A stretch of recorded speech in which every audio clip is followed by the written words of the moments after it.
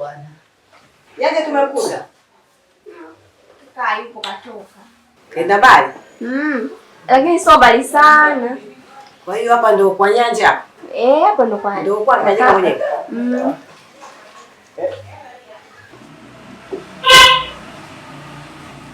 Hivi vipi matatizo yake?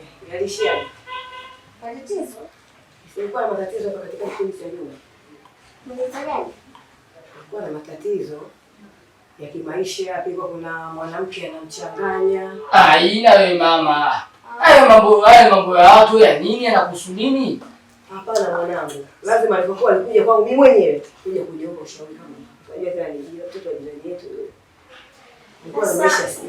Mama, hayo mtoto sijui muulize mwenyewe kama yake mimi hata sijui. Mimi sijui tu nimekuta nimekaa huko. Kanileta hapa. Kwa hiyo kaenda mbali.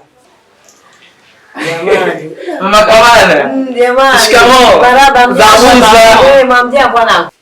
Shikamoo mama. Baraba jamani amjambo. Amjambo. Jamani nimependezana. Mungu aje. Karibuni sana jamani. Karibuni.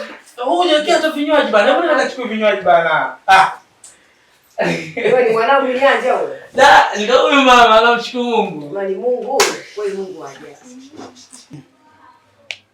Mama, mwanangu, kiko namshukuru Mungu. Mungu ameniwezesha. Ile binti siku zote amekuwa nahangaika naye. Akili yangu haikukaa sawa. Namshukuru Mungu. Mwanangu. Wake jamani, maana. Basi mpate chochote kitu. Mwanangu asante sana. Asante jamani. Karibuni jamani. Asante jamani. Haya mama. Karibuni wewe mwanangu Ija. Huyu ndo Ija? Ndio mimi. Tutakuniambia nataka unisahau. Kikweli nimekusahau kikweli. Ndevu hizo. Acha mambo yako.